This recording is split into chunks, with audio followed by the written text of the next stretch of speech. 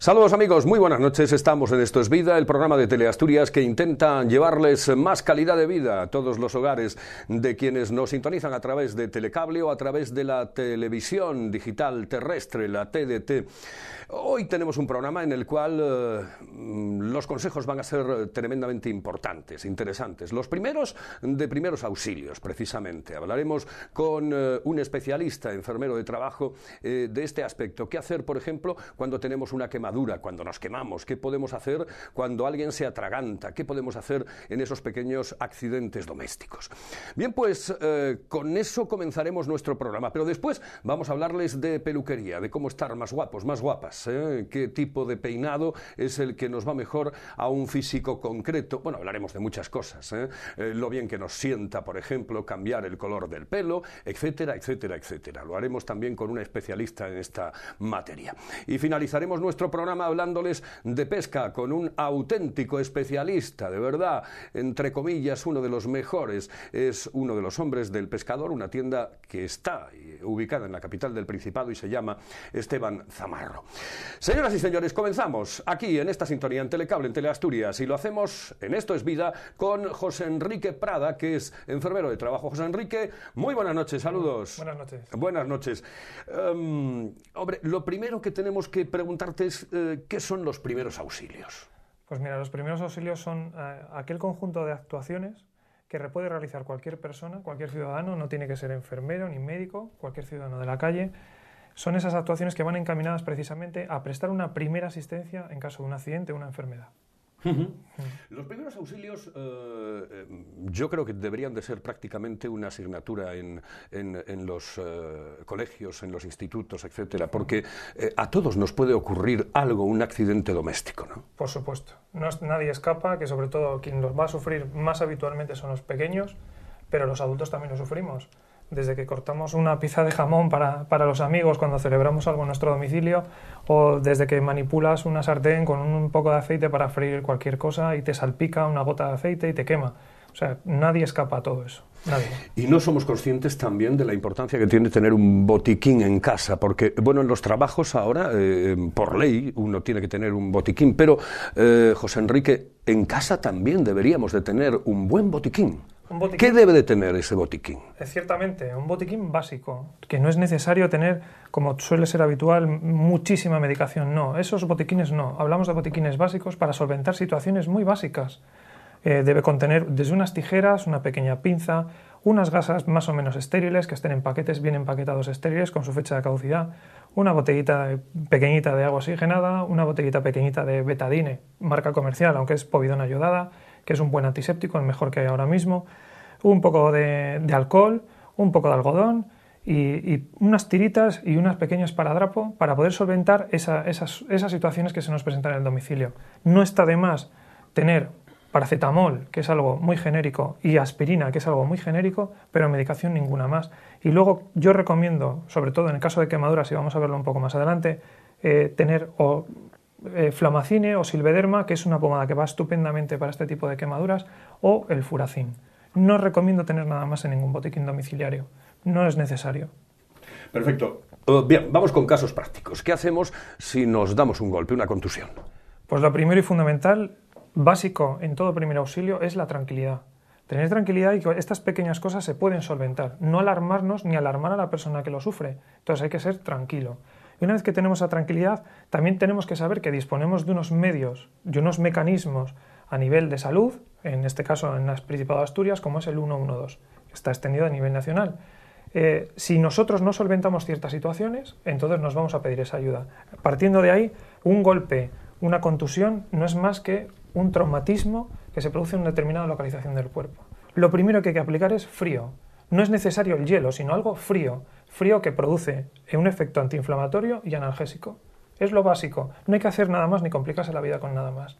Luego sí, a posteriori, en función de donde se produce esa contusión, pues solicitar la ayuda a un médico, desplazándonos a nuestro centro médico de referencia o centro de salud para que él nos dé las indicaciones oportunas y nos haga un seguimiento oportuno. Bien, ¿cómo curamos una herida? Parece una cosa muy fácil, pero posiblemente no lo sea. ¿Cómo debemos de curar una herida? La herida lo primero que reclama es una asepsia, una limpieza exquisita. no podemos ser nosotros los causantes de una infección. Entonces, a la hora de manipular una herida, lo primero que tenemos que hacer nosotros, si estamos en nuestro domicilio, es lavarnos bien las manos con agua y jabón. Una vez que nos hemos lavado bien las manos, entonces ya podemos manipular esa herida. La herida, yo recomiendo para desinfectarla siempre utilizar utilizar siempre agua oxigenada, un chorro bueno de agua oxigenada, dejar unos segundos que haga un efecto, limpiarla con agua del grifo o con agua de suero fisiológico y luego secarla muy bien y utilizar como antiséptico la povidona iodada. Taparlo y que lo valore el médico si vemos que la herida es bastante grande o presenta un sangrado más o menos profuso para que sea el médico. Es decir, lo fundamental, utilizar el agua oxigenada, rociar bien la herida con agua oxigenada, estar limpios, evidentemente, cuando tenemos que manipular el cuerpo de una persona, pues no podemos meterle ahí todas las bacterias del mundo, ¿no? Todos los microbios del mundo. Agua oxigenada y después ya yodar. Yodar, secarlo muy bien y yodar. Por eso digo que... Secarlo con gasa. Con una gasa, y que no hace falta frotarlo, simplemente ponerlo encima de la zona húmeda, absorbe esa humedad, se queda la piel seca y echar un buen antiséptico, en este caso la povidona iodada. Venga, y imagínate que esa herida nos produce una gran hemorragia. ¿Cómo cortamos la hemorragia? Bueno, sabemos que las hemorragias son de distintos tipos. En este caso estamos hablando de una hemorragia externa. Es una hemorragia la hemorragia por definición es una rotura de un vaso sanguíneo y esa sangre sale al exterior a través de esa herida. Una vez que tenemos identificado dónde está esa hemorragia, taponamos, presionamos directamente con la mano o utilizando una gasa, un pañuelo, lo que tengamos a mano, lo más o menos limpio que podamos tener, no algo muy sucio porque enguarraríamos la herida y seríamos causantes de una posible infección. Una vez que taponamos, si se produce en una extremidad, brazos o piernas, con la persona siempre sentada o bien tumbada a nivel del suelo, nunca lo sentaremos a nivel de una silla porque no sabemos la cantidad de sangre que pueda perder o lo predispuesta que esté esa persona a sufrir mareos debido a esa... Ahí sabes que hay gente que es muy aprensiva a esa salida de sangre, sentada en el suelo o bien tumbada, y elevaremos la extremidad para actuar siempre en contra de la gravedad. Eso lo que consiste es que nuestro corazón impulsa la sangre hacia ese punto de sangrado, pero si tenemos ese nivel un poco más bajo que nuestro corazón, lo va a llevar con mucha más rapidez esa sangre que si le elevamos el brazo en sentido contrario a la gravedad. Y cuesta mucho más al corazón impulsar esa sangre arterial a ese punto de sangrado y disminuimos el aporte de sangre a ese punto de sangrado. Si nos ocurre, por ejemplo, en una pierna, ¿lo mismo? Lo mismo. Nos tumbamos en el suelo y elevamos la extremidad por encima del corazón siempre para mantener un buen retorno venoso, pero una dificultad en el aporte de sangre arterial a ese punto de sangrado. Con esas dos medidas es más que suficiente para poder solventar una pequeña hemorragia. Si la hemorragia aún así, con la presión directa, sigue saliendo sangre, se empapa esa gasa, nosotros tenemos que tener en cuenta que somos los que favorecemos la formación de ese coágulo. Nuestro cuerpo se defiende, es naturaleza y se defiende. Se defiende a través de nuestras plaquetas, que son las que forman redes, se entrelazan y taponan esa arteria o esa vena por donde está sangrando. Nosotros desde el exterior estamos ayudando precisamente con el frenado de esa salida de sangre a que ese coágulo se forme antes. Si destapamos ese coágulo y ponemos una gasa limpia, estamos rompiendo el coágulo, estamos otra vez favoreciendo el sangrado. Y en primer auxilio hay una pauta que es muy clara. Nunca podemos buscar el perjuicio a la víctima. Siempre buscamos el beneficio y la actuación correcta para que la situación se solvente lo antes posible. Oye, ¿sabes que hay muchos niños, hay muchas personas que tienen un problema y es que sangran habitualmente por la nariz y además a auténticos borbotones? Hay muchas madres, muchos padres que se ponen tremendamente nerviosos. ¿Qué tenemos que hacer, por ejemplo, cuando un niño sangra por la nariz, que es algo tremendamente corriente, que sucede en un alto porcentaje de población infantil? ¿Qué debemos de hacer cuando el niño está sangrando y mucho? Lo primero, hay que distinguir dos cosas. Se llama epíxtasis, el sangrado por la nariz, y puede ser un sangrado debido a una contusión, un golpe directo sobre la nariz, o un sangrado por una rotura venosa. El sangrado por una rotura venosa generalmente suele sangrar muchísimo más y es mucho más escandaloso. Pero de cualquier de las dos maneras, la actuación siempre es la misma. Taponamos la fosa nasal que está sangrando, no es necesario taponar las dos. Taponamos la fosa nasal que está sangrando, estamos favoreciendo el formador de un coágulo, la formación, y mantenemos la cabeza en posición neutra, como estamos ahora, o ligeramente inclinada hacia adelante. Al estar ligeramente inclinada hacia adelante, estamos favoreciendo que el torrente sanguíneo que está saliendo vaya hacia la fosa que estamos taponando. Al estar taponando, estamos formando el coágulo. Si echamos la cabeza hacia atrás, que suele ser lo habitual, para no mojarnos, echo la cabeza hacia atrás, la sangre va a hacer el recorrido contrario. Entonces no es efectivo el tener un taponamiento nasal, porque la sangre va a ir hacia atrás, busca el camino más corto y es precisamente hacia la garganta. Yo recomiendo, o se recomienda siempre, y por experiencia propia que lo he vivido, es poner una gasa con un poquito de agua oxigenada o un algodón con un poquito de agua oxigenada en la fosa que está sangrando. Esperamos que el agua oxigenada haga su efecto, retiramos esa gasa, al pasar unos par de minutos o 3, retiramos esa gasa y metemos un algodón seco. Generalmente, al pasar otros 3 minutos, si retiras el algodón, deja de sangrar. Pero si el sangrado es por la rotura de una vena, posiblemente siga sangrando. Entonces ya es recomendable acudir a un centro de salud para que sea el médico, a través de un rinoscopio, el que valore si debe cauterizar esa venilla que está sangrando o hay que hacer otra intervención mayor. Que por otra parte hay que decirle a la gente, y sobre todo a los padres, que no se alarmen, es decir, que es algo tremendamente habitual y que sucede en las mejores familias, como dice el otro. Por supuesto, ¿no? En los adultos también pasa. El sangrado espontáneo es algo que está a la orden del día. Puede ser por una hipertensión o por una enfermedad X, o puede ser simplemente por un aumento del estrés. Sangramos espontáneamente, se corta la hemorragia y no pasa a mayores. Y generalmente pasan años hasta que vuelva a suceder. Mareos. ¿Qué hacemos cuando alguien se marea o nos mareamos? Al marearse, tenemos que tener en cuenta que es una disminución del aporte de oxígeno a nuestro cerebro. Entonces, insisto en lo mismo, nuestro cuerpo es inteligente y se defiende. ¿Qué es el mecanismo que utiliza el cuerpo para defenderse? Me mareo, me tumbo en el suelo y lo que hago es remansar el torrente circulatorio y redistribuyo mejor el aporte de oxígeno a mi cerebro, que es el que en ese momento no recibe el aporte suficiente. El mareo puede ser debido a múltiples factores. Generalmente es el aumento alto de la temperatura, a una elevación de la temperatura ambiente. Mis arterias cerebrales se dilatan, aporto menos oxígeno a mis neuronas o a mi cerebro y en ese momento, al recibir menos oxígeno, me mareo, me obnubilo y me caigo al suelo. Cuando tenemos una persona que se empieza a marear, que puede ser que haya una sintomatología previa y pues se empieza a marear, la tumbamos en el suelo, en un sitio generalmente lo más fresco posible, y lo único que tenemos que hacer es elevar las extremidades inferiores para que todo el torrente circulatorio vaya hacia la cabeza. No tenemos que hacer nada más. Habitual, muy habitual, en casa, quemaduras. Estás cocinando, tienes un problema con el aceite, te quemas. El aceite hay que distinguir una quemadura por aceites o una quemadura por agua. El aceite adquiere una temperatura mucho más alta debido precisamente al ser cocinado. Esa temperatura es la que utilizamos nosotros precisamente para freír las cosas. Una quemadura por aceite va a tener mucha más temperatura que una quemadura por una gota de agua hirviendo. Esa quemadura de aceite de las dos maneras se trata igual. La quemadura de aceite lo único que tiene como hándicap es que puede afectar más profundamente en la piel. Entonces lo que hacemos es sumergir la zona afectada en agua. Yo os recomiendo sumergirlo, más que echarle agua del grifo directamente. El agua tiene que ser a temperatura ambiente, no hace falta enfriarla con cubitos de hielo ni nada por el estilo. Mantener la extremidad que sea afectada sumergida en el agua aproximadamente unos 15-20 minutos, pero yo siempre digo lo mismo, hasta que seas capaz de aguantar el dolor sacando la extremidad de esa agua. Y luego hay que tratarla con las pomadas que decíamos antes al principio el botiquín. ¿Qué son exactamente, para repetir? O bien el Flamacine o Silvederma, que tienen el mismo compuesto químico, o bien el Furacin. Yo recomiendo el Flamacine o el Silvederma. Da mucha más hidratación a esa quemadura y además tiene un efecto cicatrizante. Bien, nada más que evidentemente que hacemos lo del agua, que le echamos la pomada, nos vamos al médico. Eso efectivamente. Siempre tiene que ser valorado por un servicio médico para que sea él el que haga el seguimiento posterior. ¿Con agua es lo mismo? Con agua igual. Igual, el tratamiento es igual. ¿Qué adquiere al tener la extremidad sumergida en agua? ¿Qué nos aporta el agua? Nos aporta antiinflamatorio, un efecto antiinflamatorio, un efecto analgésico y encima un efecto hidratante para la piel.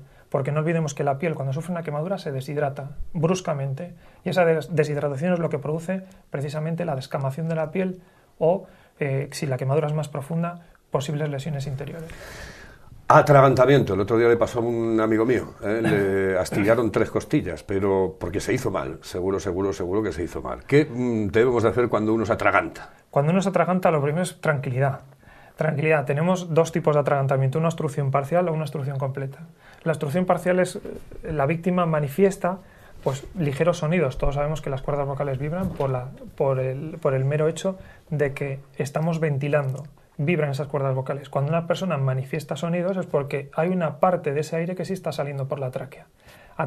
Mueve nuestras cuerdas vocales. Siempre hay que animar a la víctima a que tosa. Lo primero es que tosa.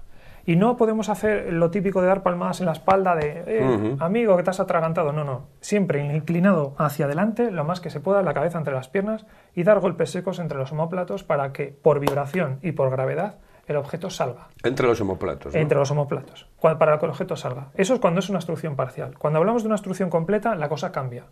Generalmente lo que le llamamos es la maniobra de Heimlich. Generalmente, en una persona consciente, se hace en posición de pie, posición erguida. Abrazamos a la víctima por detrás, le cogemos por debajo de las axilas, ponemos la empuñadura de la mano en esta posición o bien cogiéndonos el dedo pulgar y buscamos siempre la boca del estómago, justo por debajo de lo que llamamos el apéndice sifoides, que es el último hueso que tenemos. Sí, el huesito ese que tenemos ahí, que unos los tenemos más para afuera y otros más para adentro. Y si apretamos duele. Sí. Entonces buscamos la boca del estómago y con la otra mano abrazamos la mano que ya tenemos puesta ahí. Y lo que hacemos es movimientos bruscos hacia adentro y hacia arriba. Hacia adentro y hacia arriba. Lo que utilizamos es el aire residual que tenemos en las bases pulmonares a través del músculo del diafragma y empujar ese aire hacia arriba para que ese aire impulse el objeto y lo saque fuera. Pero nunca a través de las costillas flotantes que tenemos, porque lo más fácil es que las astillemos o las rompamos. Si somos una persona alta, los que vamos a hacer esa maniobra, que suele pasar sobre todo con los niños, si nos colocamos detrás de la víctima tenemos que adoptar la postura adecuada para que nosotros mantengamos en horizontal nuestros brazos con la mano pegada a lo que es la boca del estómago. Porque si yo lo hago desde una posición más alta, bastante más alta, lo que estoy haciendo es comprimiendo las costillas. Y al hacer el esfuerzo, puede que comprima las costillas flotantes y puede, salvo que tenga una fuerza descomunal, que las fracture. Que puede ser lo que le pasó a tu amigo. Evidentemente, no era una fuerza descomunal, pero bueno, fuerza. Sí. Traumatismo craneal. ¿Qué hacemos cuando alguien tiene un traumatismo craneal? Los traumatismos craneales son iguales que los golpes. Lo que pasa es que el hándicap que presenta es que se producen en la cabeza. Y claro, en la cabeza tenemos unas estructuras muy delicadas que a posteriori nos pueden dar problemas. Cuando se produce un traumatismo craneoencefálico, lo primero que hay que valorar es si ha perdido o no se ha perdido el conocimiento. Insisto siempre en la tranquilidad. Hay que estar tranquilo y valorar lo que tenemos delante. Si hablamos de niños, preguntarle al niño, ¿te quedaste inconsciente? ¿Recuerdas lo que te ha pasado? Para tener una orientación. Y si no, lo que hay que valorar siempre es, ¿perdió el conocimiento o no lo perdió? El traumatismo, valorar dónde se encuentra la contusión, encontrar si hay sangrado o no lo hay, que además el sangrado en la cabeza siempre es muy, muy escandaloso. Generalmente suele ser una pequeña herida que está sangrando muy profusamente. Y luego, una vez que detectamos que es un traumatismo craneoencefálico, yo recomiendo acudir siempre al centro médico más próximo para que el niño sea valorado por un especialista, por el médico de pediatra o por el médico de familia o por el que corresponda. Vale. Como hay muchísimas cosas que tratar contigo, José Enrique, si te parece, lo vamos a dejar para una próxima ocasión.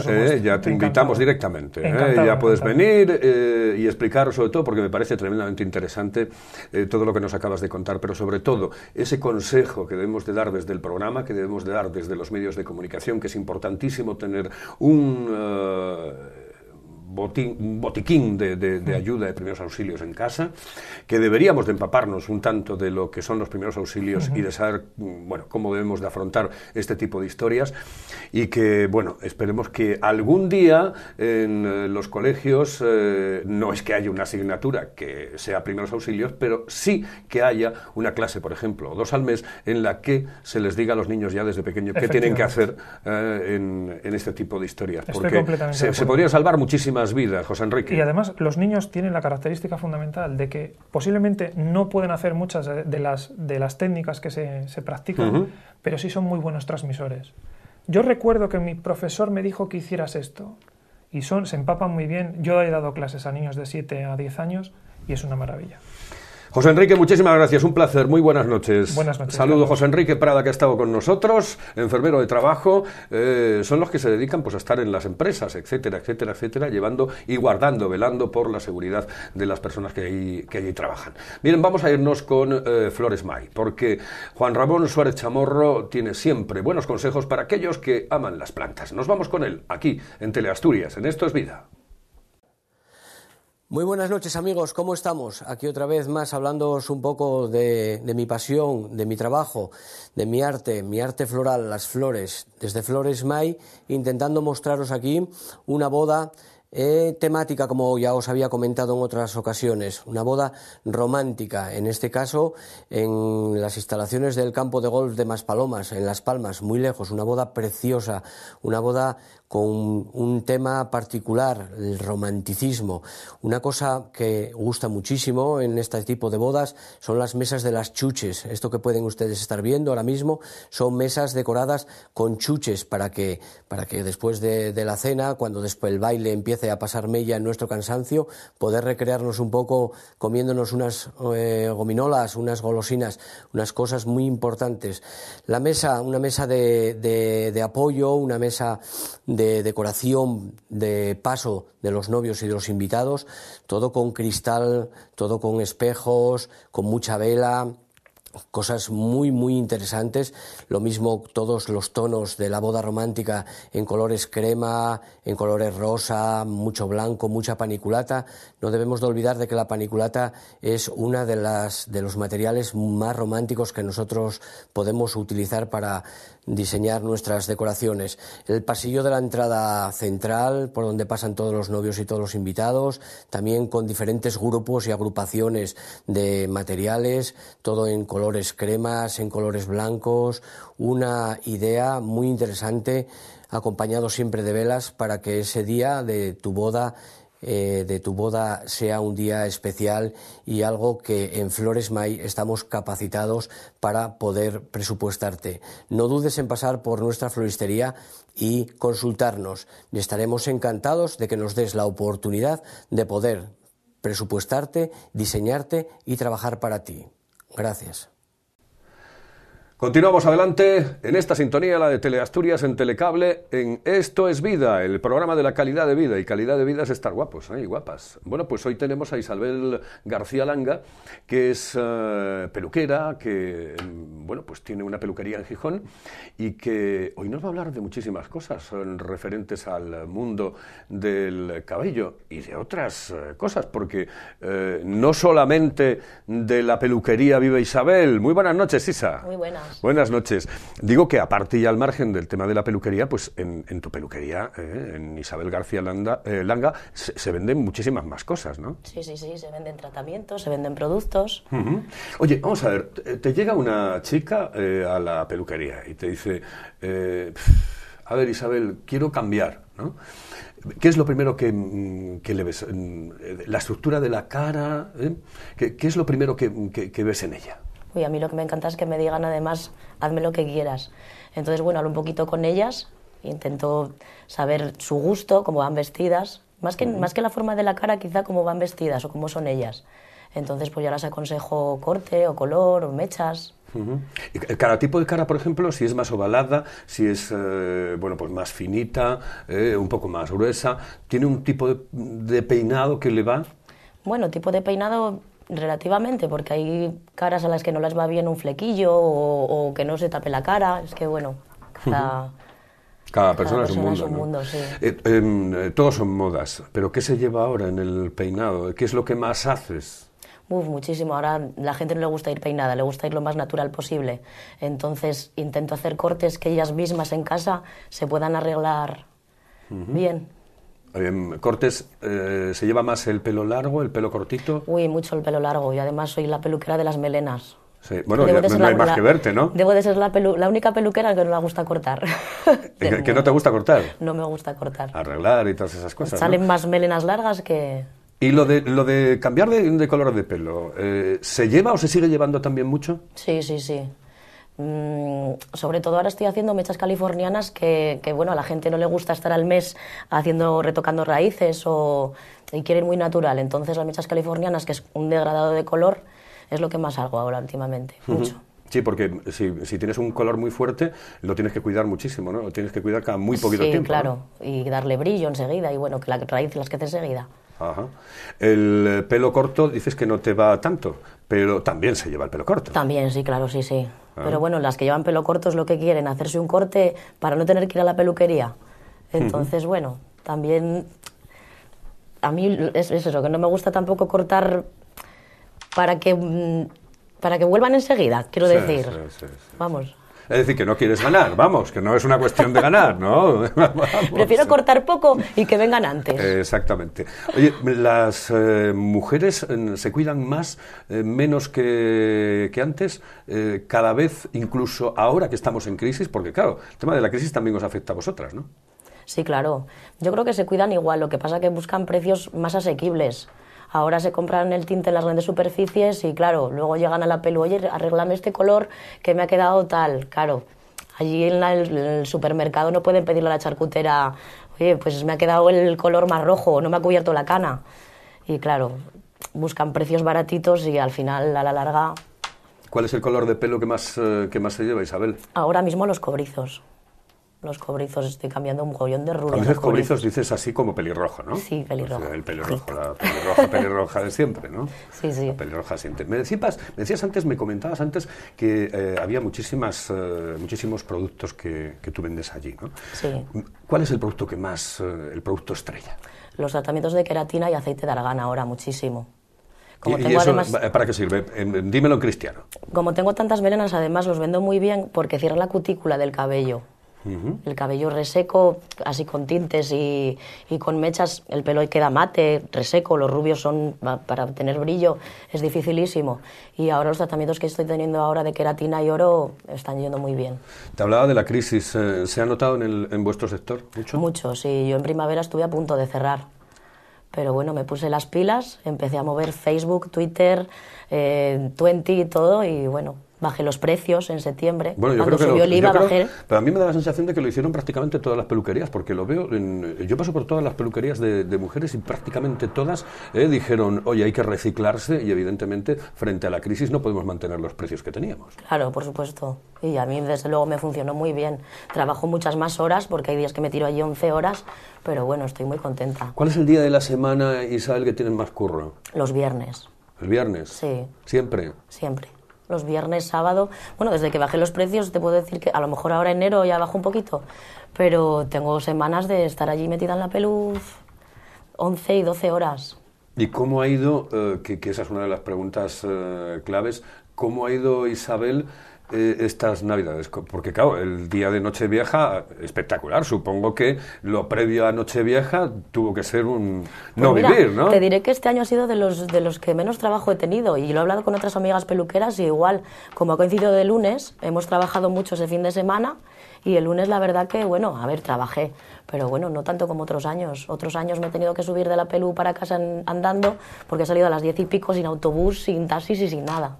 Y no, este año me dio tiempo a tomar una sidrina antes. Ahora que me dices lo de reunirte con otras peluqueras, ¿lo hacéis habitualmente? ¿De qué habláis?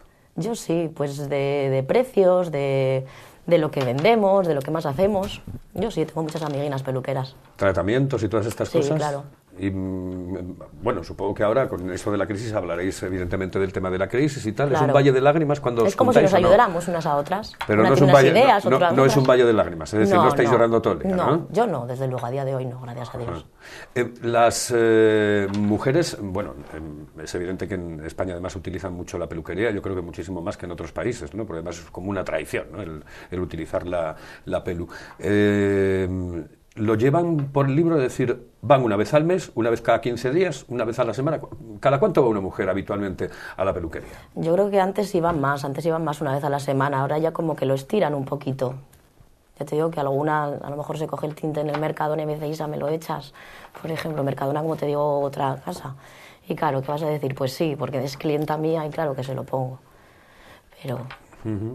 Estamos precisamente en un programa de calidad de vida. Es calidad de vida el encontrarse guapo, ¿no? Y supongo que hay gente que te llegará a los 2 días y dice, ay, Isabel, qué bien me pusiste, qué guapa Hombre, estoy. y cómo me presta a mí además que me lo digan. Sí. ¿Cuántas hay que llegan así de bajón? Ay, Isa, tengo un bajón, no sé qué. Claro, las pones guapas y ellas mismas, el verse guapas, claro que anima. A mí también, claro. Esa es una forma psicológica de cambiar el chip, Somos, ¿no?, un poco psicólogas también. Sí. Porque hay muchas veces que dices tú, bueno, pues tengo que cambiar radicalmente. Y dices, pues no sé, me compro algo de vestir, etcétera. Pero ir a la peluquería, eso sí que marca, ¿eh? Porque es como un antes y un después. Dice, hombre, a no ser de que vayas y hagas lo de siempre, ¿no?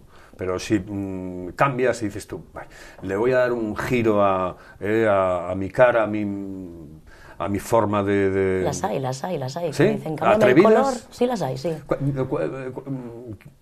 ¿Qué es lo que más atrevido que has hecho en peluquería? Uf, atrevido... Aquella mujer que te llegó y te dijo, mira, quiero esto. Atrevido, pues cortar una melena largota por aquí, que a mí me duele en el alma.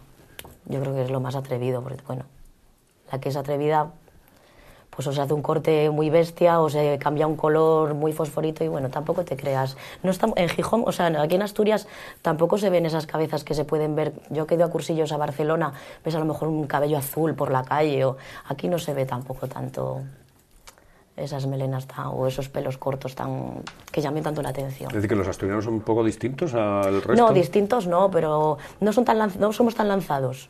Te digo Asturias, como te puedo decir León. Quizás en Madrid y Barcelona, que yo me he ido por allí, se ven cosas más que te quedas así mirando por la calle. Tú, Isabel, eres muy jovencita. La gente que va... Bueno, muy joven. Bueno, claro, después dice, ¿comparado con quién, no? Pero digo que eres muy joven. La media de edad que va a las peluquerías, o a tu peluquería concretamente, ¿qué años tiene? Yo tengo mucha gente joven, porque como soy mucho de melenas, pongo muchas extensiones. Pero bueno, ponte desde los 25 hasta los 65, bueno, pero tengo mucha gente joven, el 80% de mi clientela es gente joven. ¿Y alguna te ha dicho, yo quiero el color de pelo que llevas tú? Sí, muchas rubias las he cambiado. Yo antes iba rubia, ¿Ah, sí? Y al verme a mí, bueno, se han animado un montón. ¿Se sigue llevando la rubia de bote de siempre? Aquella que dice, ay, mira, es la rubia de bote, ¿no? Sí, pero bueno, no esas mechas tan blancas que llevaban todas las que trabajan en el Corte Inglés. No, ahora se lleva más discretín. Supongo que por profesiones también hay, pues no sé, más chicas que acuden, más mujeres que acuden allí, pues de una profesión concreta, ¿o no? No, de todo, yo creo que hay de todo. Es decir, hay hasta la chica que trabaja en una oficina, hasta la chica que trabaja pues en dependiente en cualquier... Sí, estudiantes, de todo. Estudiantes, etcétera, etcétera.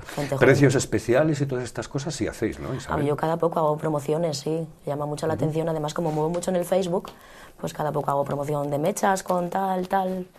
Así, haciendo el más baratito, haciendo packs. Ahora que vienen, por ejemplo, las comuniones, hago pack de pues el peinado para las fotos, un corte de las puntitas para la nena, una hidratación y abro los domingos de comuniones. Entonces hago como un pack todo junto para que salga más baratito y se venda mucho mejor. Y lo que ya tiene que ser un dolor es aguantar a las novias, ¿no? Al aguantar las madres de las novias. A las madres de las novias. Sí, las novias se llevan mucho mejor. ¿Qué es lo que te dicen las madres de las novias? Son mucho más tiquismiquis, porque bueno, yo con una novia me puedo tirar toda la tarde haciéndola lo que ella quiera, pero luego siempre está la madre que no la gusta lo que la gusta a la hija, y da mucha más guerra la madre. Oye, tenemos que visitar, tenemos que ir a la peluquería. Cuando queráis, tenemos que ir a la peluquería a disfrutar un poco de la peluquería de Isabel García Langa en Gijón, que está en la calle Avenida Manuel Llaneza. Eso, porque además lo ponemos ahí, míralo. Ahí, Isabel García Langa en Manuel Llaneza número 73, bajo, ¿no? Sí. Ahí lo vemos en el monitor. Isa, que ha sido un placer estar contigo aquí en Esto es Vida, y que tires para adelante, que eso de dejar las cosas, en absoluto, vamos. No, hombre, no. Además, en cuanto Ahora pase el tirón, ¡zas! Habiendo pasado lo malo, además. Exactamente, eso es lo más importante. Vaya. Isabel, muchísimas gracias. Gracias a vosotros. Bueno, pues señoras y señores, seguimos adelante. Estamos en la sintonía de Teleasturias, estamos en Telecable. Nos vamos con unos consejos. Después de la peluquería nos quedamos con la fisioterapia. Y de fisioterapia sabe y mucho Pablo Cano. Hola, seguimos con nuestros consejos. Hoy vamos a hablar de la cervicalgia. ¿Qué es la cervicalgia? La cervicalgia es una patología compleja grande. Se produce por dolor cervical con irradiación o no inervación al brazo. Se llamaría bradicalgia. Esta patología está asociada a esguinces cervicales por accidentes de tráfico y contracturas de trapecio. Como dijimos antes, la cervicalgia engloba una gran cantidad de patologías. Por ejemplo, la tortícolis. La tortícolis, ¿quién no tiene una tortícolis que levantarse un día por la mañana y no poder girar el cuello hacia un lado? Otra patología es procesos degenerativos como la artrosis, a que suele afectar generalmente en vértebras de C5, C6, C7. Desviaciones del raquis, como la cifosis, la escoliosis, la lordosis. Como dijimos antes, contracturas de trapecio, esguinces cervicales, hombros dolorosos, vértigos y patología de hernias discales. Profesiones en que es bastante frecuente esta patología de cervicalgia. Personas que trabajan con el cuello mucho tiempo agachado. Dícese, por ejemplo, de informáticos, secretarias o personas que pasan al revés, con el cuello mucho tiempo hacia arriba, jardineros. La clínica que se presenta a esta patología suelen ser dolor funcional de la musculatura, contractura, sensación de mareo, dolores de cabeza, impotencia funcional que nos cuesta hacer movimientos. Tratamiento que realizamos. Una parte farmacológica, suministrada por el médico, relajantes musculares, AINES antiinflamatorios, y dentro de la parte de fisioterapia tenemos masajes descontracturantes de todas las zonas afectadas, ultrasonidos, microondas, corrientes analgésicas para ayudar a calmar toda la zona, estiramientos de toda esa musculatura para aliviar, ejercicios posturales para que el paciente los pueda hacer luego en su casa. Bueno, esto ha sido todo por hoy. El próximo día otro consejo más. Estamos en Esto es Vida, seguimos adelante, les vamos a hablar de algo que practica muchísima gente, es la pesca, es el ocio, es el hobby, bueno, para muchos hasta incluso pues es el poder llevarse algún que otro pececillo a casa para cocinar. Bueno, pues estamos con Esteban Zamarro. Esteban Zamarro es el propietario, uno de los propietarios de la tienda El Pescador, que está en Viaducto Marquina, aquí en la capital del Principado de Asturias, en Oviedo, y que tiene todo, absolutamente todo, para la pesca que se pueda uno imaginar.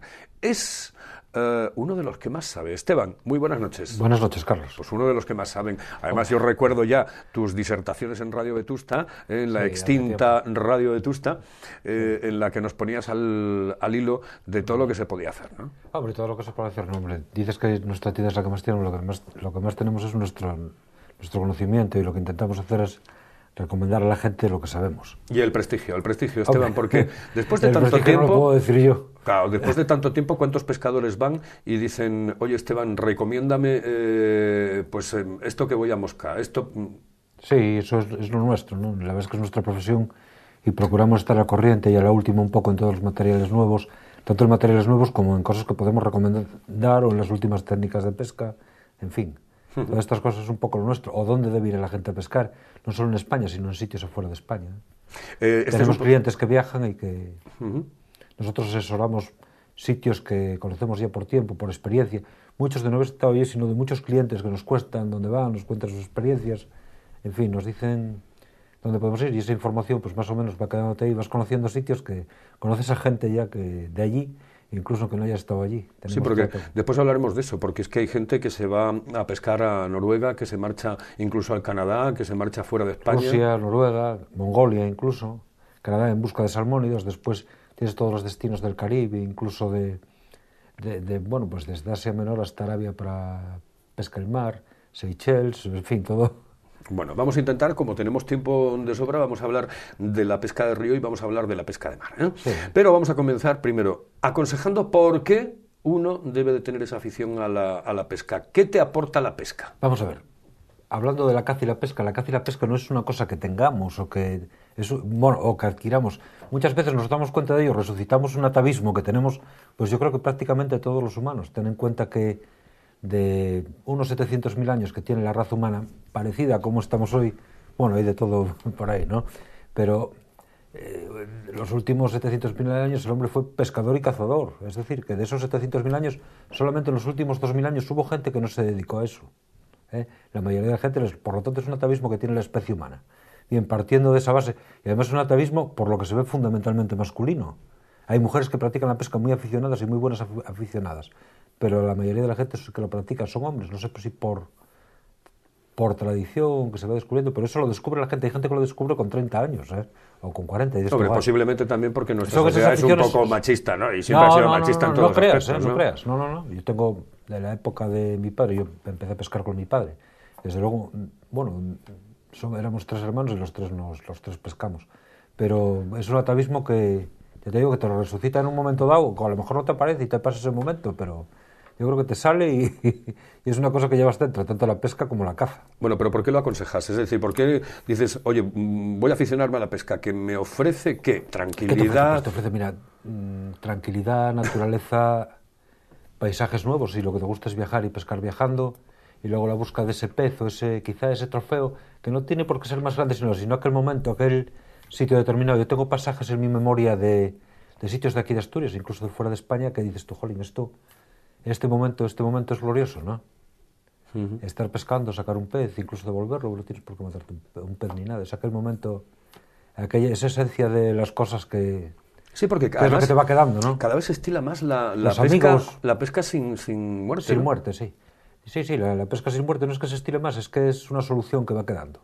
Es decir, que al final tú, bueno, si sabes que si matas más peces al final tienes menos, lo que son peces autóctonos. Luego hablamos de repoblaciones y esas cosas, y eso es harina de otro costal. Pero peces autóctonos, si matas más, lo normal es que tengas menos. Es que no... Los peces que matas ahora son los padres de los que vendrían al año siguiente o las temporadas siguientes, en fin. Entonces, cuanto más conserves, más tienes. De alguna manera, si queremos seguir pescando, tenemos que cambiar nuestro sistema de hacer para poder seguir practicando lo mismo. Entonces, de esa manera, pues es una forma de, sobre todo con salmónidos, hay especies que están menos afectadas, pero sobre todo los salmónidos, en muchos sitios, pues la solución es la pesca sin muerte. ¿Asturias es un buen sitio para pescar? Es un buen sitio para pescar. Además, aquí tenemos, aparte de la gente, que aquí en Asturias es fenomenal y maravillosa, lo que tenemos es que el factor humano es muy importante. De todas formas, el factor humano es parte de la culpa del desencadenante de que no haya peces. Por varios motivos históricos y tal, que haya menos peces, el salmón haya bajado o algunas poblaciones de trucha hayan bajado, ¿no? Sobre todo lo que se refiere a la pesca en el río, tanto en el mar también, por la que es pesca comercial, porque aquí es muy fuerte y comemos demasiado pescado para poder disfrutarlo deportivamente, pero bueno, es harina de otro costal. Iba a decirte que Asturias es un buen sitio porque tiene paisaje, tiene clima, tiene temperatura. Y pescar salmones con la temperatura que hay en Asturias es que no se puede hacer casi en ningún sitio. La temporada comienza en marzo. El 17 de marzo, sí. ¿Cuáles son los mejores ríos en la actualidad? Bueno, los ríos que están dando más salmones son el Sella y el Arcea, como siempre. El Arcea y el Sella. Y el Cares bajó muchísimo. Son ríos, ten en cuenta que están los salmones que se mataron el año pasado con el cupo que había estimado. Es que ahora cambia porque cambian los cupos. De todas formas, las poblaciones que van quedando después de terminada la temporada, pues es en el Arcea y en el Sella donde estamos, porque se cuentan los salmones que quedan ahora, y la verdad es que no son muchos los que quedan. Aparte de que la vigilancia deja bastante que desear últimamente, sobre todo en los meses de verano. En los meses estivales, cuando dejan de ir los pescadores al río, el río queda, pues de alguna manera solo, ¿no? Abandonado. Entonces, de alguna manera, digamos que son los ríos que más salmones tienen. ¿Que las poblaciones están en peligro? No, de momento no. Los mejores ríos, el Sella y el Arcea, después el Cares, después vendría el Eo y el Espa, con unas poblaciones, pues bueno, ahí estimadas, que claro, estas poblaciones son, digamos que están se pueden pescar, pero están en un poco límite, en una posición un poco precaria, porque con los salmones que tenemos aquí, en teoría no se debería matar ninguno. Y luego esperar unos años a ver la recuperación, la capacidad de recuperación del río y ver hasta qué punto se puede llegar matando salmones. ¿Sigue habiendo una lucha directa entre lo que es la consejería y el pescador o sí, ya claro, estáis un poco más acercaditos? No, se acerca. La consejería, digamos, este equipo de gobierno que hay ahora en el Principado, con el nuevo gobierno del Principado, pues volvió a la normativa de hace 2 años, que de alguna manera es más racional que la del año pasado. O sea, este año, pues si el año pasado el cupo era de 8, lo dejaron en 3, pero no acaba de apostar por la pesca sin muerte. Es decir, no acaba de dar el paso. No sé si es porque no se lo cree. También hay posiciones de asociaciones locales o más o menos que no acaban de arrancar por este tema. ¿Por qué? Porque, bueno, lógicamente porque es una cosa que estuvieron haciendo durante toda la vida y les cuesta trabajo dar ese paso de entrar en la pesca sin muerte. Les cuesta mucho. Yo digo, bueno, pues es que no hay otra solución casi para el salmón, sobre todo. La pesca de la trucha ya está asumido que no se puede vender, pero que no se puede vender, no se puede comercializar y la pesca sin muerte, pero dentro del salmón le cuesta. Entonces la consejería, por ese miedo que tienen siempre los políticos a dar ese último paso de decir, bueno, ahora hago mi política y tal, no, es que esto sí es lo que conviene, pero no me atrevo de todo. Vamos a dar un poco de aquí, un poco de allá, en fin. Esas componentes que se hacen a veces que no siempre son lo que realmente hay que hacer. ¿A qué años recomiendas que uno empiece ya a aficionarse al tema de la pesca? Hombre, yo empecé con 7 años. Al momento que un niño puede coger una caña ya puede pescar, eso no tiene ningún problema. Con 6, 7 años, 10, depende qué modalidades de pesca son más apropiadas para un niño que otras, ¿no? Entonces, bueno, yo a partir de los 7 años yo creo que puede empezar a pescar un niño. Acompaño, por supuesto, siempre de un mayor, porque la pesca, pues muchas veces estás en una zona que estás con el agua cerca, es peligrosa, en fin. Algunas veces puede ser algo peligrosa. Ya ves que todos los años se muere algún pescador en Asturias. Bueno, tenemos la desgracia, se muere alguno en el río, en el mar. En el mar este año me parece que van 2 o 3 pescadores, en fin. Son cosas que unas veces pues te dan que pensar, pero bueno, son los riesgos que corren todos los deportes prácticamente, ¿no? ¿Sigue existiendo una lucha entre ecologistas y pescadores? No, vamos a ver, cuando se habla de ecologistas, cuando se habla de ecologistas, a mí siempre me hace falta, necesito ver una cara que esté ahí que me demuestre quién es. ¿Quiénes son los ecologistas? O sea, al final, ¿qué es? ¿Una persona o dos? Yo no sé quiénes son los ecologistas en sí. ¿Entiendes? No digo que no haya gente que sea ecologista, que no lo haya, o que apoyemos determinados planteamientos que se hacen, independientemente de eso. Cuando se habla de los pescadores, se habla de Delfín Puente, el presidente de la Asturiana de Pesca, se habla de Enrique Berrocal, que es el presidente de las Mestas, se habla de Antón el Cuatro, que es el presidente de tal, o se habla en fin, se va hablando de pescadores, se habla de Esteban Fernández en este momento que está dando la cara aquí. Y es que los ecologistas dicen que muchas veces es un argumento de la administración cuando se quiere o no se quiere hacer una cosa. Muchas veces el lema de los ecologistas es un argumento, ¿no?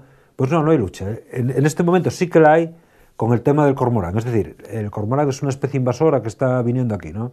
Así como los ecologistas recomendaron cuando se hizo aquella ley, la última ley del gobierno de Zapatero, que fue erradicar esas especies invasoras que había, que en cierta medida lo eran, pero llevan asentadas 100 años aquí y además están dando mucho trabajo y están prácticamente adaptadas. Hay un equilibrio entre depredadores de especies como el lucio, el bars y todas estas cosas que se querían erradicar y están asentadas.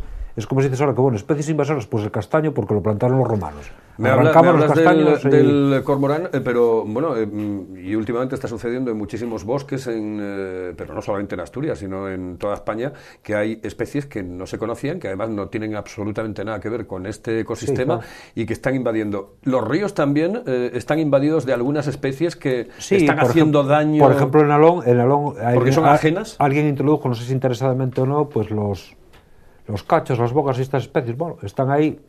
En realidad hay especies, por ejemplo, que las subo aquí siempre, que ahora vienen nada más, por ejemplo el lobo en los bosques, que lo dices tú, también lo comentas, está aumentando de una manera espectacular, sobre todo del Duero hacia el norte, y me imagino aquí la consejera María Jesús Álvarez comentó el otro día que, bueno, había dicho que sobraban 90 lobos en Asturias, no sé en base a que Asturias, bueno, 90 o 125, es un tema muy complicado ese.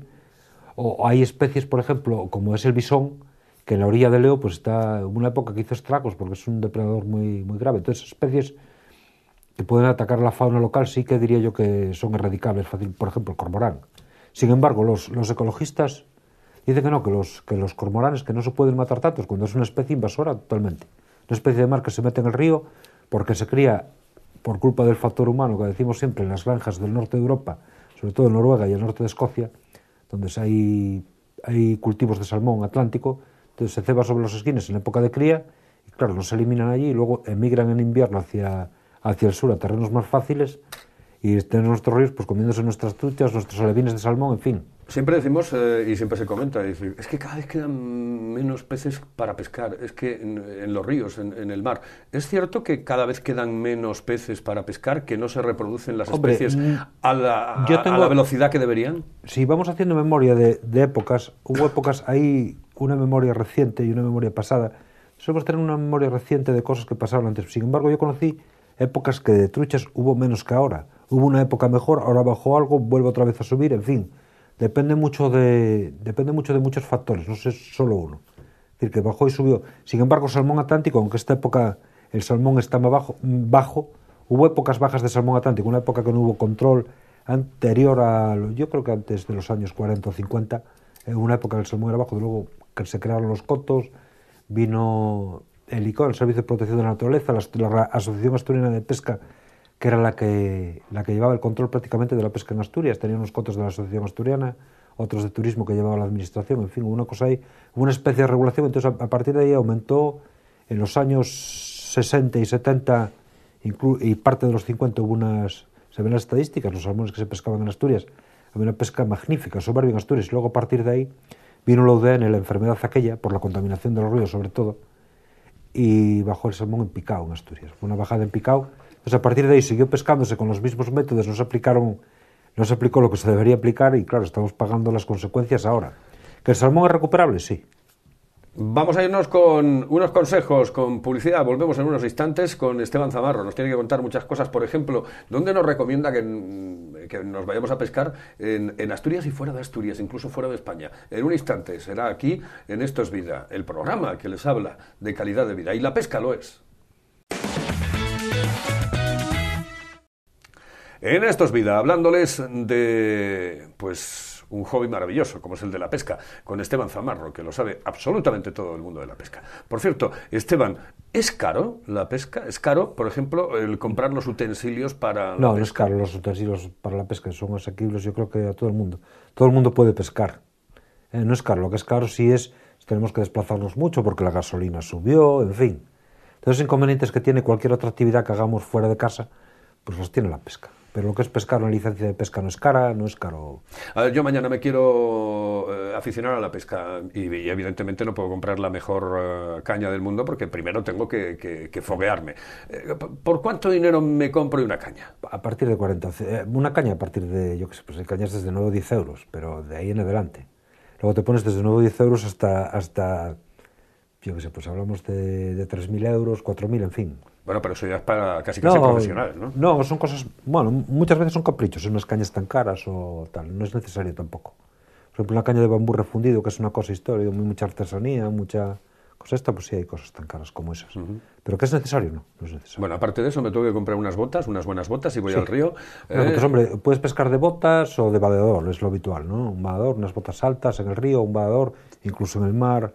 Es habitual tener pues, unas botas altas, tienes botas a partir de 30 o 40 euros y luego un vadeador, pues tienes equipos de vadear que empiezan pues en 100 euros y pueden terminar en, yo qué sé, pues en 1.000 y pico también, es decir, que tienes unas gamas muy amplias ahí de recorrido, tenemos mucho recorrido en todos estos equipos, un chaleco desde 30 hasta 200 y pico euros, en fin, todas las cosas y de todo, porque hay, bueno, pues gente que la pesca, vamos a ver, la pesca puede ser un deporte, es una actividad de aire libre, o puede ser un modo de distraernos un rato. Hay gente que le gusta estar en el río y le prefiere estar con una caña que estar una cosa, estar con una caña leyendo. Hay muchas opciones dentro de la pesca, es muy variada, muy amplia, muy grande. Entonces, dentro de esa grandeza que tiene la pesca, o de esa amplitud que tiene la pesca, por decirlo de otra manera, pues tenemos, en fin, mucho donde escoger. Entonces, eso es lo que te da la pesca, una variedad de opciones muy grandes, tanto del sitio donde puedes ir, donde puedo hacer, hasta dónde quiero llegar, hasta dónde me quiero meter. Es decir, es como el escalado o el montañismo, ¿no? Es decir, bueno, voy a subir, yo qué sé, pues a Naranco, o a la Grandota, que está aquí cerca, ¿no? Voy a la Grandota, voy a Naranco, o voy a más. Y cuando voy a más, ¿voy todavía más o voy más atrás? ¿Hasta dónde llego? ¿No? Pues es un poco así.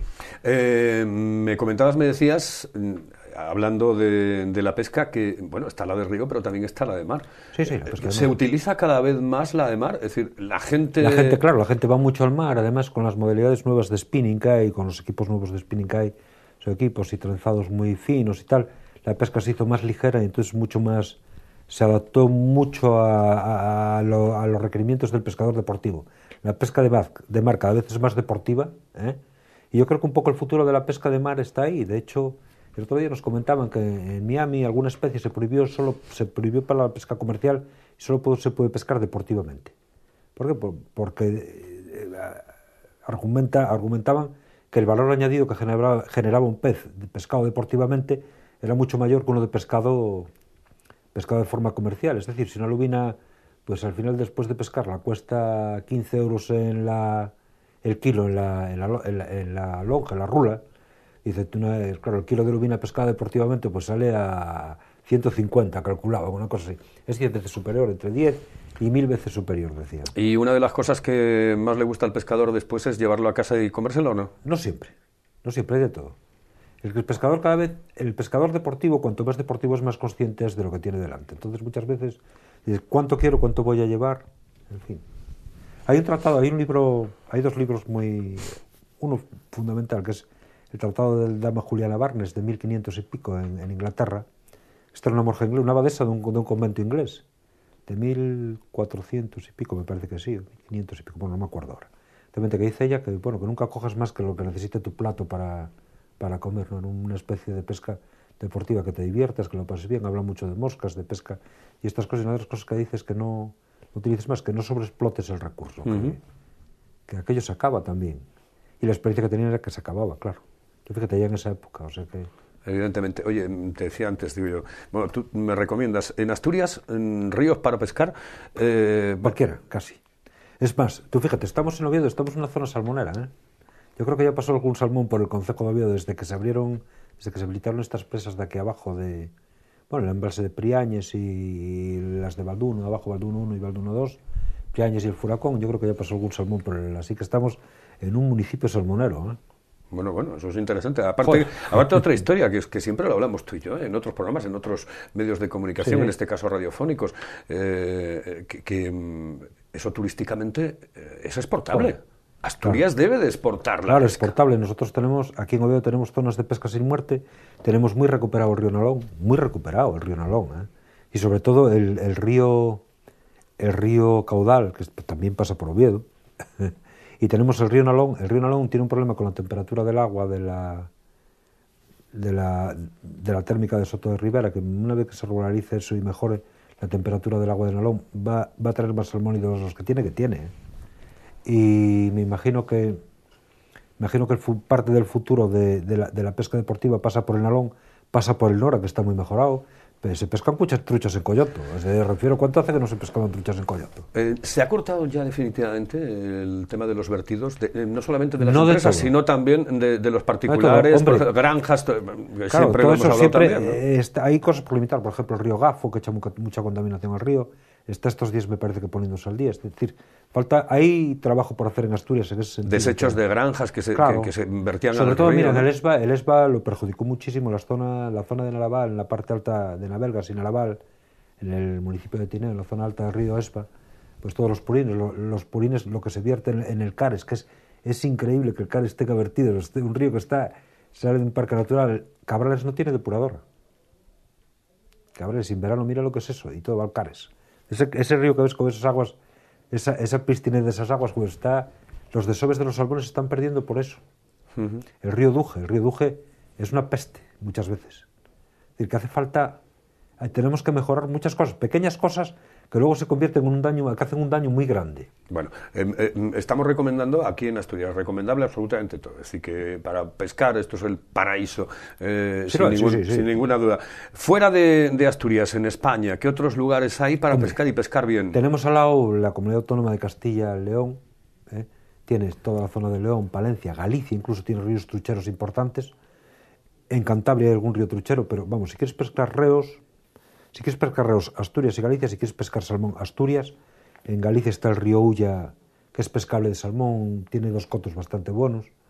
En el río Ulla hay algún salmón todavía en el Miño, queda algún salmón en Galicia, quedan salmones en Asturias, quedan algún salmón también en Cantabria, quedan salmones en La Barra, en el Vidasoa, y queda alguna trucha en el País Vasco, bien. Pero lo que queda es el norte de España, es pescable todo de truchas. Hay truchas en prácticamente todo el norte, Palencia, Burgos, Rioja, Navarra, Huesca, tiene unos ríos maravillosos en el Pirineo.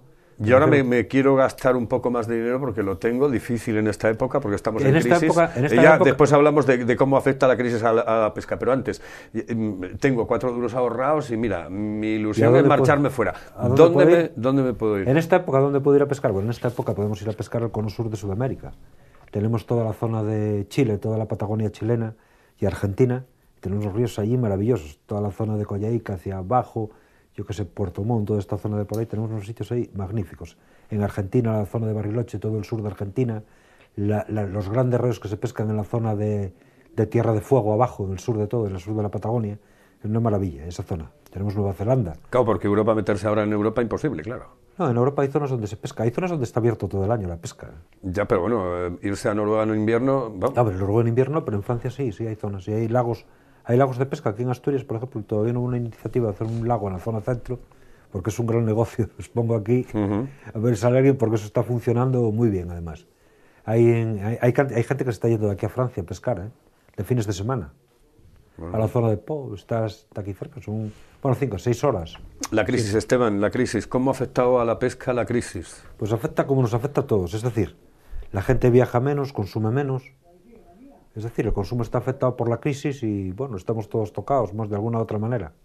Así que estamos todos esperando a que pase la crisis para lanzarnos mucho más. De todas formas, el pescador siempre ve y siempre... Hombre, también tiene una cosa buena el hospicio, los precios mejoraron. ¿Mejoraron? Sí. ¿Pero en qué aspecto? Es decir, sí. lo que es el precio de las cañas de... Mejoró. Hay equipos ahora, bueno, todavía lo comentábamos mi socio y yo, Rafael, que estuvo en este programa, estuvo con nosotros en el programa y estará alguna vez, te puedo decir que hay equipos ahora a la mitad de precio que se conseguían hace 4 años. Equipos de una calidad sobradamente buena, tanto en salmón como trucha, tanto equipos de mosca como de espina. Hay cosas interesantísimas ahora, que pueden, yo qué sé, pues poner a la gente en mejor disposición de acercarse a la pesca. Es decir, que incluso es buen momento para comprar. Sí, yo creo que sí. Es buen momento. Bueno, para comprar en los momentos de crisis siempre son los mejores para comprar. Y hay cosas ahora que yo creo que... ¿Sabes? Tú fíjate, además, la crisis esta hizo una cosa. Los equipos de las casas europeas, sobre todo en el tema de mosca, antes el peso estaba en las casas americanas y ahora son las casas europeas las que están tirando hacia arriba. ¿Por qué? Porque están ofertando cosas mejores a mejores precios. De alguna forma la crisis nos apretó las clavijas a todos. Hay que ponerse a funcionar, vale, se pusieron a funcionar. Y es una buena historia, me da la sensación, dejar volar un poco la imaginación, tranquilizarse un poco y invertir el tiempo en la pesca, porque también te evade precisamente de los temas que nos están acuciando absolutamente a todos, ¿no? Muchas veces solucionas muchos problemas cuando estás relajado, tranquilo y tal, llegas a casa y se ven las cosas de otra manera, ¿no? Pues la pesca sí, la verdad es que eso sí, eso es cierto. Hay mucha gente ahora que va a pescar, gente incluso que está sin trabajo y la verdad es que lo ves y dice, bueno, pues tal, pensando y tal, y si ahí tienes tiempo para pensar tranquilo y con calma las cosas, eso es verdad. ¿Mantienes clientes desde hace años y años y años? Bueno, llevamos 20 años abiertos, sí, desde el primer año. La verdad es que tenemos clientes muy fieles, estamos muy contentos con ellos y la verdad es que al fin y al cabo el negocio es de ellos porque se lo debes a ellos todo. Tú haces lo que buenamente puedes, pero se lo debes a ellos. El mundo de la pesca es, como todos los hobbies, etcétera, etcétera, un mundo difícil, complicado para quien no lo ve o lo ve desde fuera, ¿no? Dice, pues esto va a ser muy caro, voy a tener muchísimos problemas de esta u otra manera, pero al final, por ejemplo, tú en tu tienda puedes aconsejar sin ningún tipo de problema lo que tiene que hacer, cómo tiene que hacerlo. Sí, hasta dónde quiere llegar. Yo tengo clientes que me llegaron de mal, oye, quiero ir a pescar salmones a Islandia. Pues sabes que él ya sabe que eso es caro, pero no sabes hasta qué punto que tiene que llevar, que necesita. Bien, eso lo puedes hacer. Dice, oye, que quiero ir a pescar chicharros a Cudillero, vale, pues también. Es decir, que es lo mismo. Oye, quiero ir a pescar truchas aquí en Nalón, vale, también, si no hay ningún problema. Y quiero gastar tanto, pues vale, sí. Pero, ¿sabes que eso es barato? Una cosa es caro, en fin, hay de todo. Es que la pesca es un mundo muy variado, es como... hay de todo. Es como en joyería, ¿no? Es una joya, pero hay joyas de diversos quilates, de diversos tamaños, en fin. No, por eso te lo decía precisamente, porque claro, en la época en la que estamos, bueno, las cosas nos cuestan posiblemente más que nos costaban antes, no porque sean más caras, sino porque, claro, no tenemos. Es decir, cuesta más hacerse claro, alguien que se quiera aficionar a la pesca puede decir, ostras, que me tengo que comprar esto, lo otro, lo de más allá. Hay muchas, yo te digo que hay muchas alternativas. Hoy en día las opciones son muchas. En fin, hombre, si estás, depende mucho de lo apretado que estés. Yo entiendo que hay gente que no puede, que no puede hacer eso, alguna cosa muy tal, pero eso yo creo que es mínima la gente que no puede eso. La mayoría de la gente yo creo que puede pescar y seguir pescando. Sin embargo, hay cosas que no, hay carretes, iba a decirte, casi te dan las mismas prestaciones más baratas, lo que pasa es que los otros te duran más. Dices, bueno, pues pasamos esta racha con esto y luego ya vendrán tiempos mejores. No, pero se puede. Te digo que se puede. Digamos que es un deporte que se puede practicar sin que te afecte totalmente a la práctica. No te puede cortar. Y dices, no, yo es que me dedico a hacer viajes de montañismo. Y dices, pues bueno, ahora ya no puedo viajar. Pero bueno, joder, acercarte a Nalón un rato, al norte, a Coyote, bajas en autobús, en fin. Y fundamental, sacar la licencia, claro. Sí, hay que sacar la licencia de pesca, que no son caras. La pesca anda por 14 euros. Una licencia. Por cierto, cada vez hay más o menos furtivos. Furtivismo, por ejemplo, el furtivismo de salmón en determinados sitios donde no está vigilado aumenta. El de trucha cada vez hay menos. Y en general el furtivismo bajó. Lo que pasa es que el de salmón está haciendo mucho daño. Y sin embargo la consejería tiene poca guardería, en fin, no hay guardas eventuales, no hay tal. El tema, no sé. Hay alguna sección, algún grupo de pescadores que están pensando aquí en Oviedo, me lo comentaron el otro día, están pensando en formar una especie de club y dedicarse a la vigilancia del río cuando no esté la guardería. Es decir, bueno, pues nos repartimos esto, vamos 3 días cada uno, llevamos un radioteléfono y el teléfono móvil y con eso llamamos, denunciamos al Seprona, a la guardería, que venga alguien aquí a ver cómo nos facilitan esto. Eso se está pensando en hacer. La imagen que tenemos del pescador de río es la habitual, ¿no? En la ribera, pues con su caña, incluso metido dentro del río, con las botas, etcétera. En la del mar,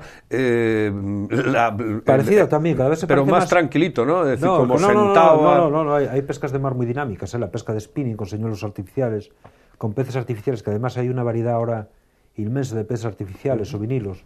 Y todas estas cosas, el pescador es un pescador o pesca mosca en el mar también, incluso cada vez es un pescador más dinámico, ¿eh?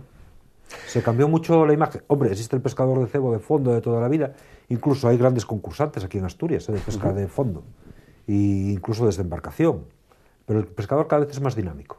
Bueno, Esteban, pues si te parece te emplazamos para otro momento, porque la temporada de pesca comienza en marzo, ¿no? El día, marzo, no sé, sí, el 17 de marzo. 17 de marzo comienza la temporada de pesca y la tenemos a la vuelta de la esquina. Es un buen hobby, es un buen tiempo de ocio, para invertir nuestro tiempo de ocio en la pesca, y yo creo que a muchos les puede venir muy, pero que muy bien, sobre todo porque tranquiliza.